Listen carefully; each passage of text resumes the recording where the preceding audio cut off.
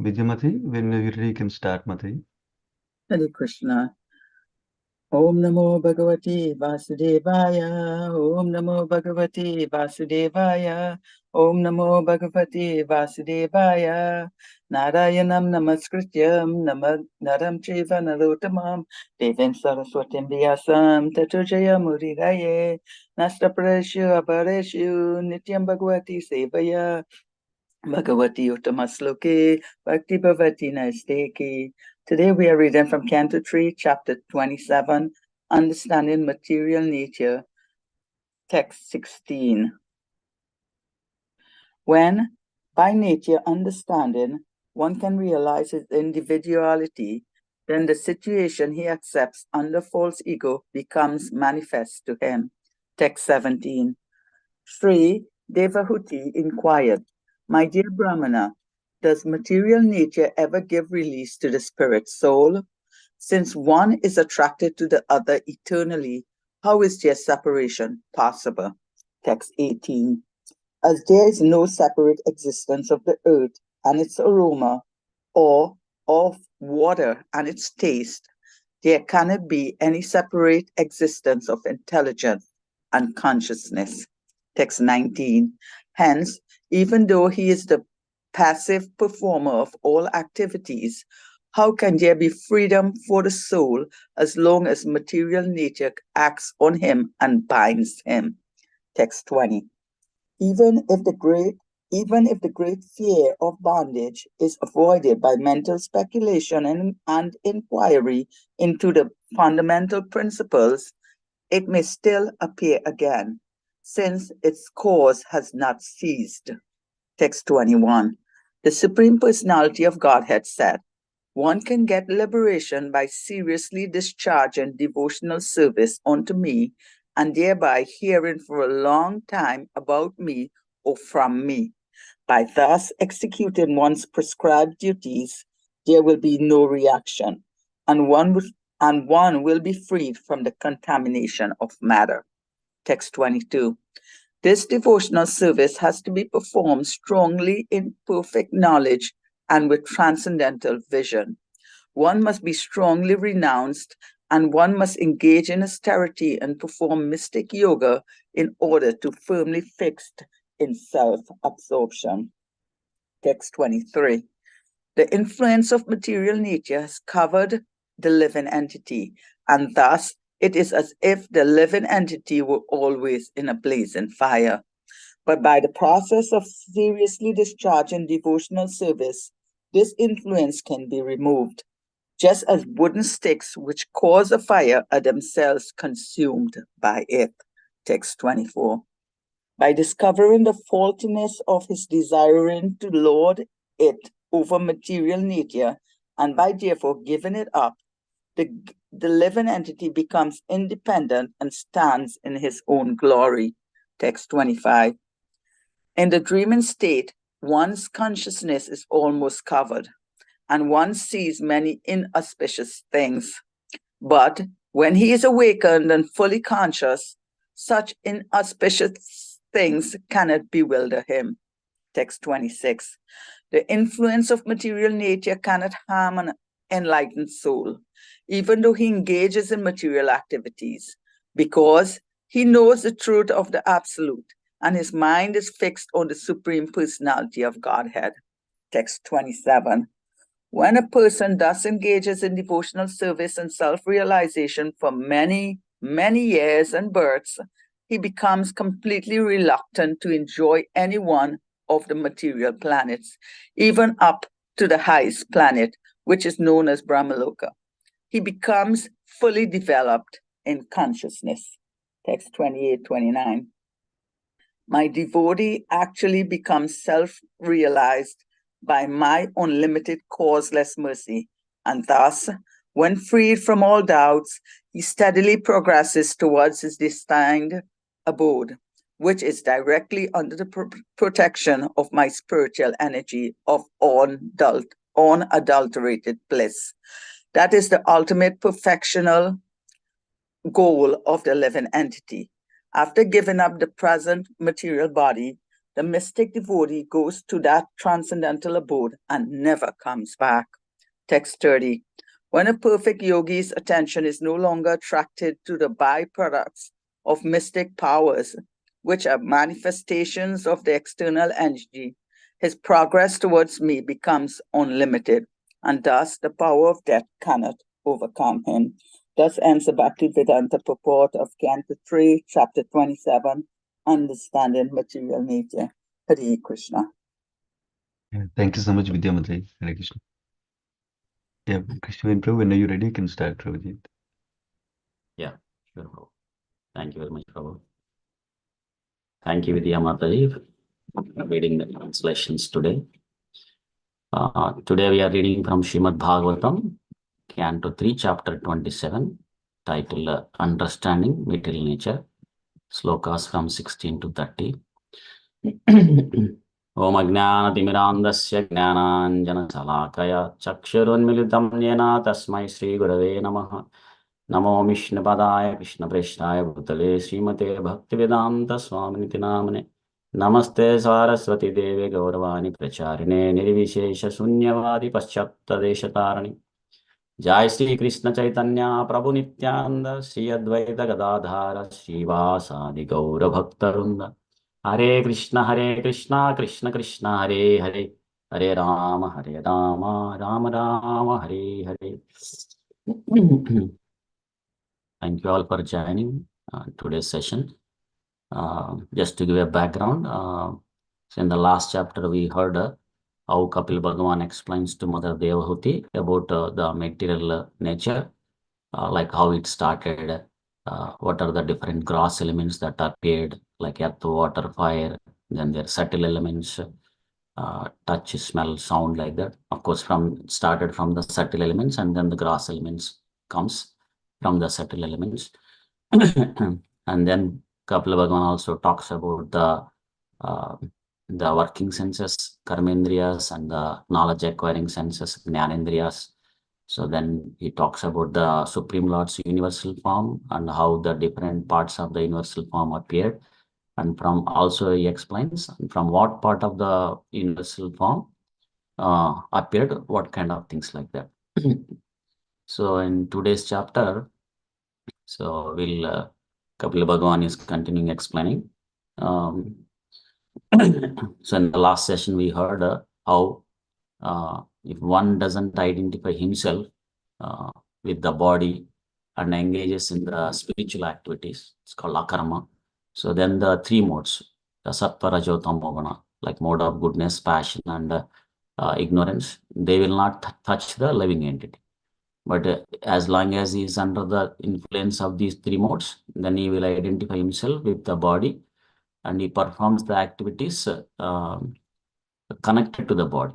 So then he has to go through the Janma, Mrityu, Jara, Vyadhi. Like he will take from one body after another body, like that. He will go through the 8.4 million species that are there in this material cosmic manifestation.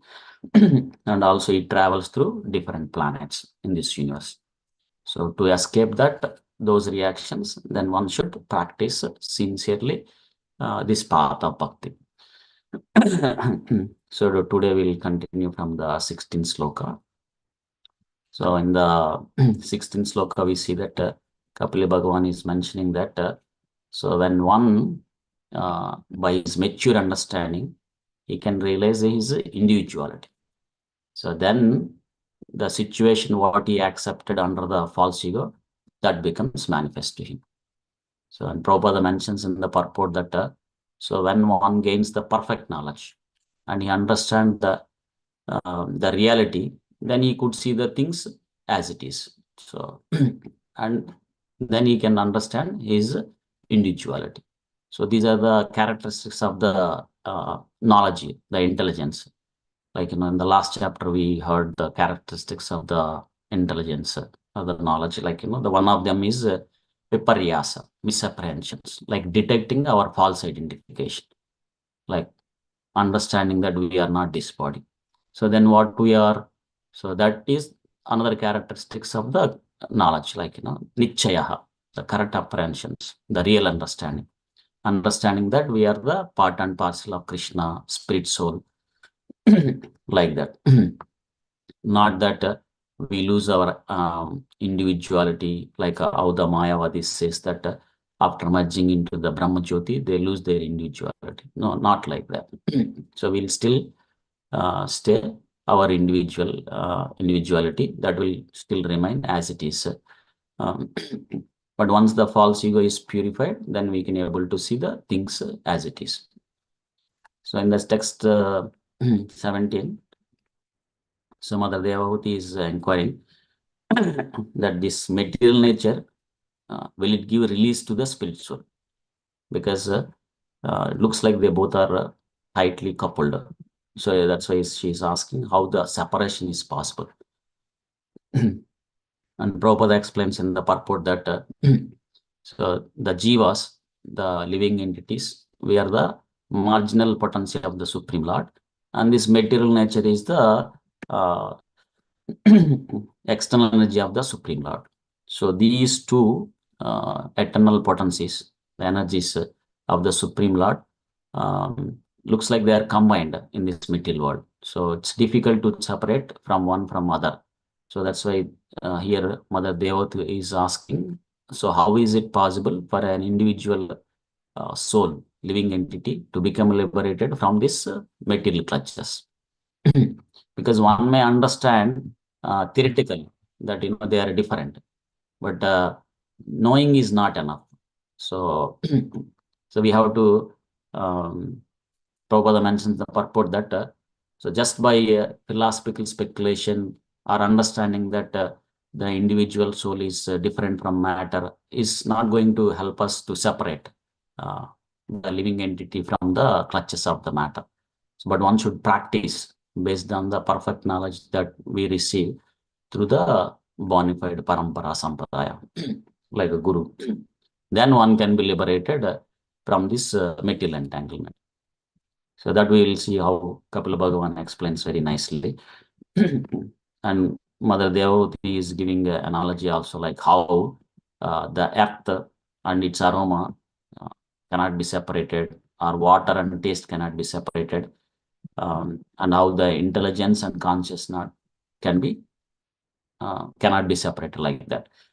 And Prabhupada explains in the purport that so if we separate aroma from the earth, then there is no meaning of earth.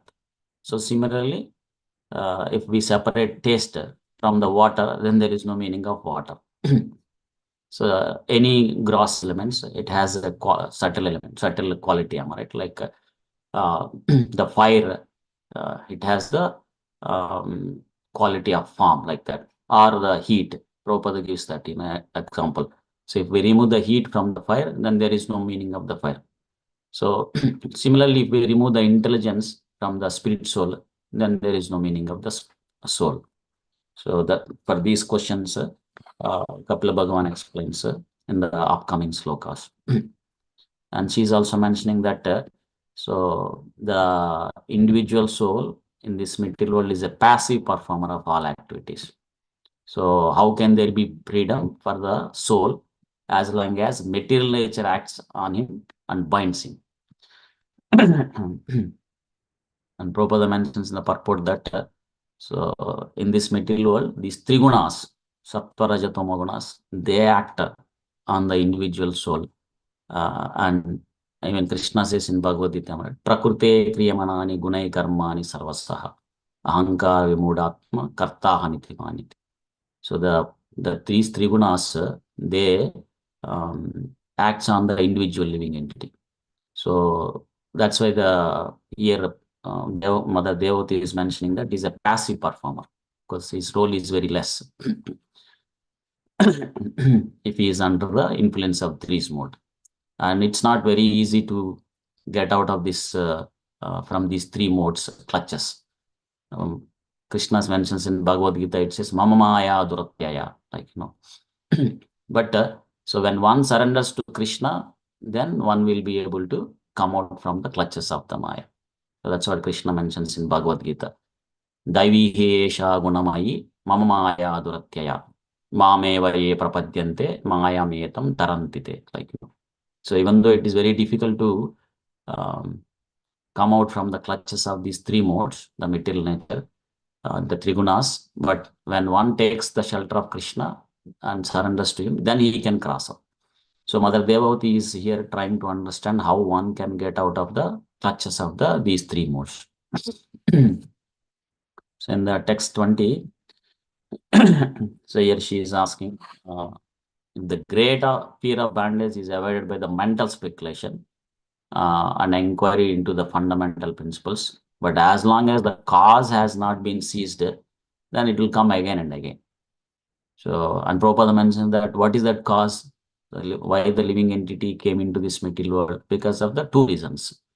And Krishna mentions in the Bhagavad Gita, Icha Dvesha Samuttena. Like, we have a Icha, desire to enjoy, independent of Krishna.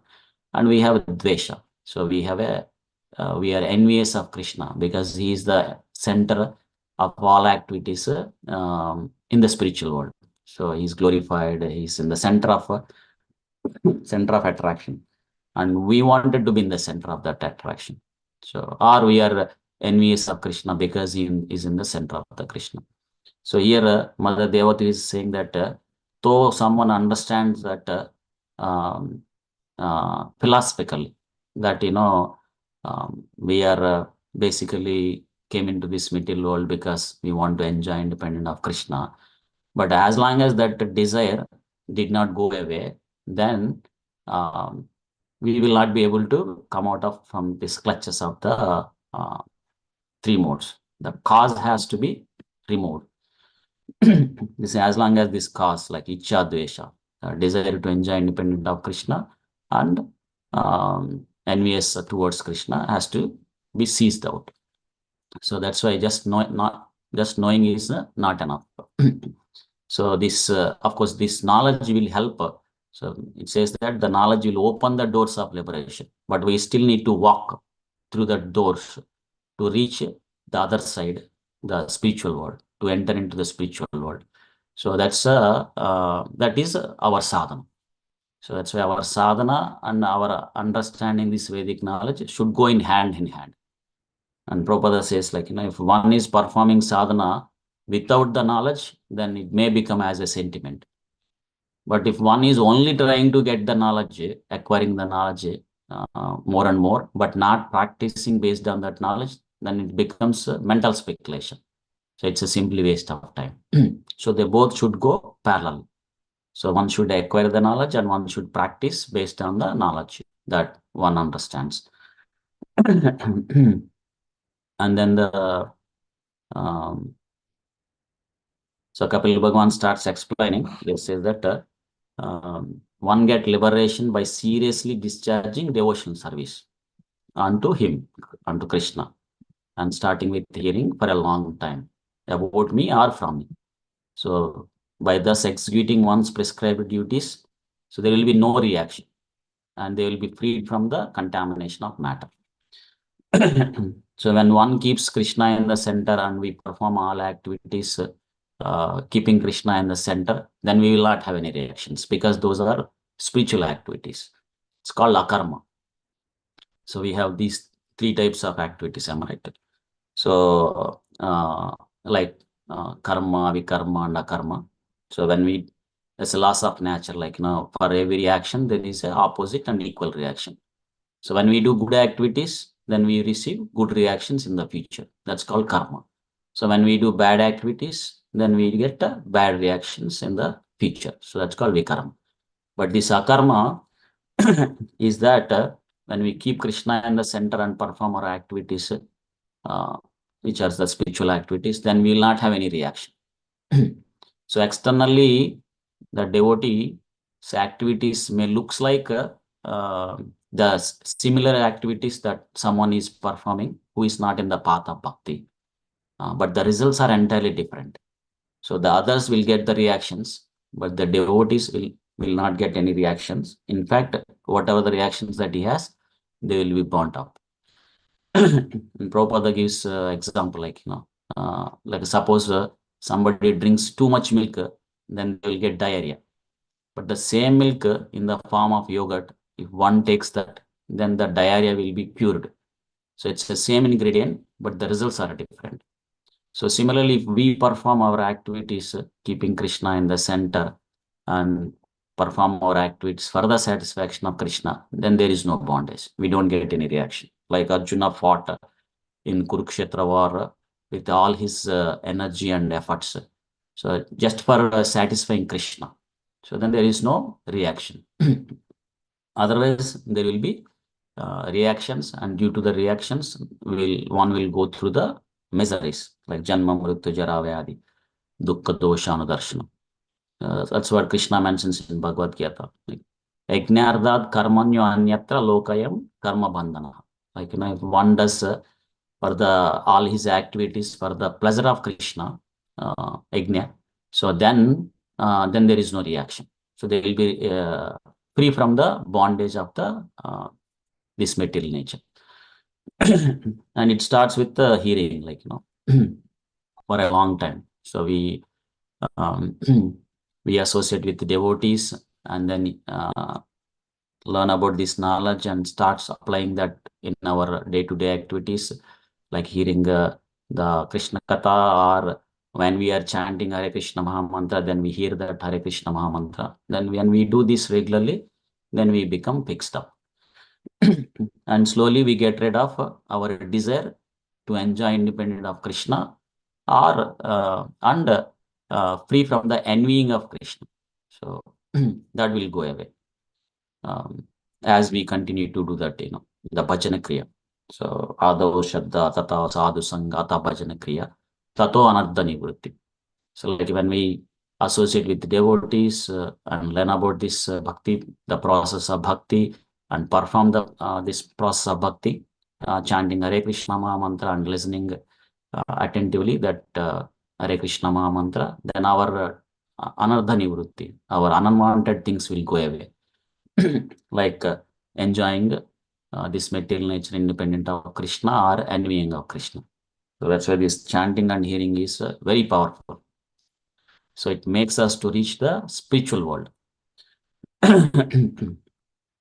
And in text 22, we see that Kapila Bhagavan is saying that this devotional service has to be performed strongly in perfect knowledge. And it will also help us, of course, one should strongly renounce the attachment to the material things, must engage in austerity. And they should be firmly fixed in the self-realization. So as we mentioned, like, the devotional service should be performed with the perfect knowledge. So that's why devotees has the perfect understanding. It's not blindly doing. So it's not sentiment. So devotee has the perfect knowledge and proper understanding. And as we perform this process of bhakti, then automatically that's a byproduct. Our attachment to the material things will slowly go down, like it will go away. So that renunciation slowly will come. So that's also something that we can check ourselves. Like if our material hankering, we want more and more and more and more. If that is reducing, then we are situated in the right direction of the path of bhakti. And it should be performed strongly, like, with the austerity. So that austerity. So even Lord Rishabhadeva also mentions, right? Tapo divyam putraka ena sattvam, like. So the tapasya, that austerity has to be performed. Of course, in the Kali Yuga, Krishna understands that we cannot perform great austerities. So he gave a simple austerity. We wake up early and chant our prescribed rounds. Prabhupada mentions to chant 16 rounds at least. But whatever rounds one is doing, like we continue to do that.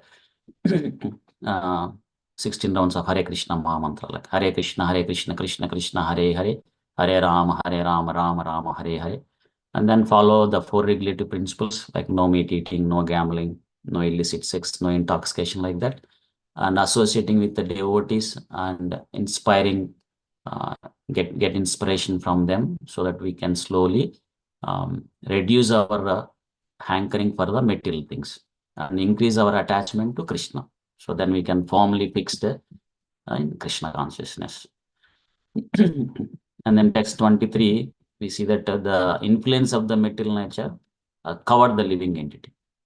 And example is also is given here in the wooden sticks which causes the fire themselves consumed by. So similarly, we do the devotional service, then this the influence of the material nature will be burnt away, like it will go away. Like Prabhupada explains how wood has a fire inside. So, but the same fire, when it is lit up, then the wood will be consumed. So similarly, so if we perform our devotion service, then our material contamination will be consumed. So it will go away. In the text 24, Kapil Bhagavan is mentioning that by discovering the faultiness of his desiring to lord it over material nature and giving it up, so the living entity will become independent and he will stand his, his own glory. And Prabhupada mentions that the living entity is not the actual enjoyer. So currently he is falsely trying to enjoy the material nature. So when one understands that faultiness and then give it up or purify through the process of bhakti, then we will stand in our original constitutional position.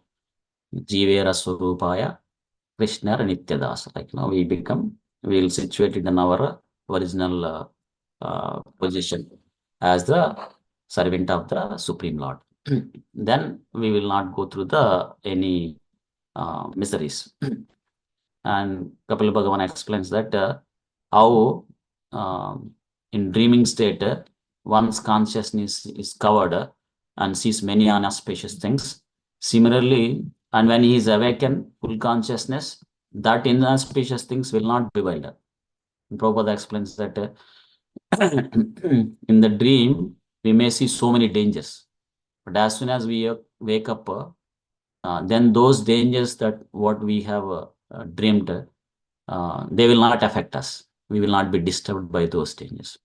So similarly, when we realize our spiritual identity, then the disturbance that comes by the three modes, they will not disturb us.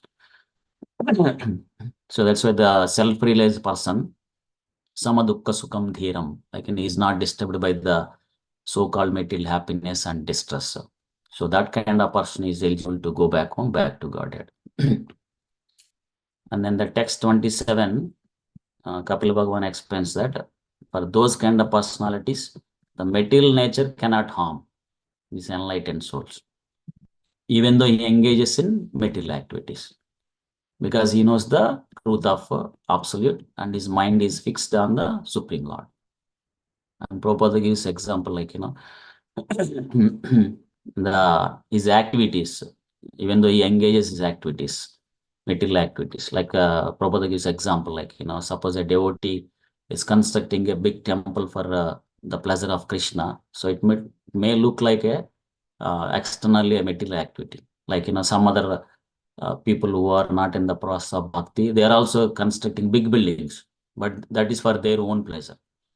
So it may look like similar, but the results are totally different.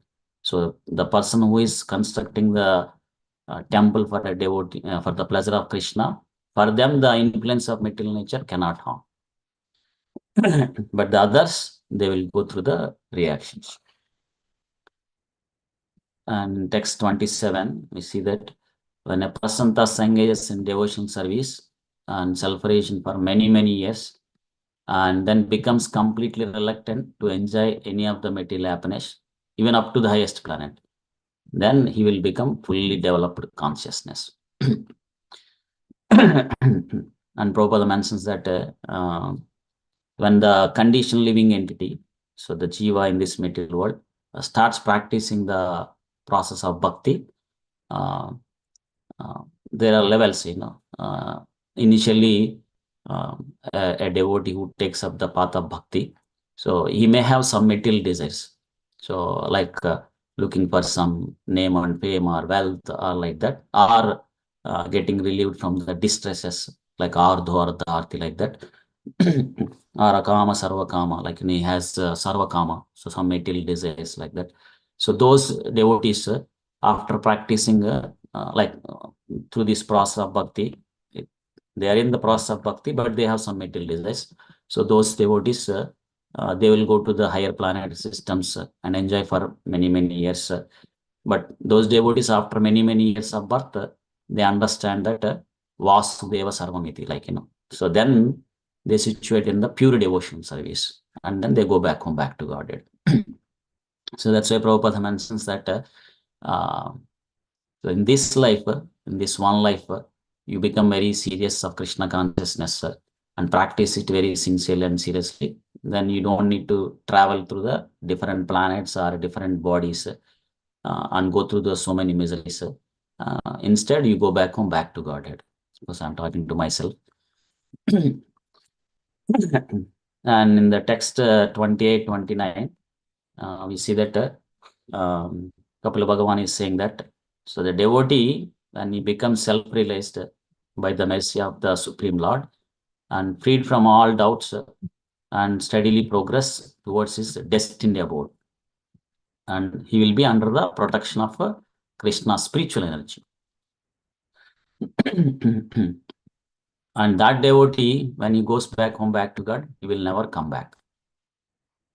And Prabhupada mentions that so only those devotees who engages in devotional service with love and faith, tesham satatam iktanam bhajatam priti purvakam. So for those devotees, so Krishna will give necessary intelligence, dadhami buddhi yogam. So he will give the right understanding, so that they can go back home, back to God.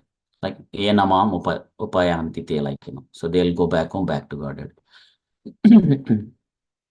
And Prabhupada mentions that this destined abode, because in the spiritual world there are so many Vaikuntha planets, unlimited Vaikuntha planets.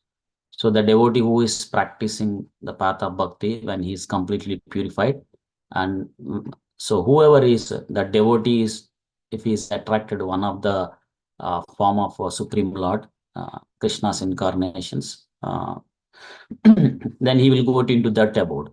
Like somebody is attracted to the Lord Ramachandra, then he'll go to Ayodhya. Lord Narasimhadev, he'll go to the Narasimha Swami planet, like that. But one who is attracted to Krishna, he will go to Krishna Loka. But they're all in the spiritual abode. So that's what Krishna Prabhupada explains, that destined abode. So the particular devotee will go to the, based on his desire, to a particular spiritual planet.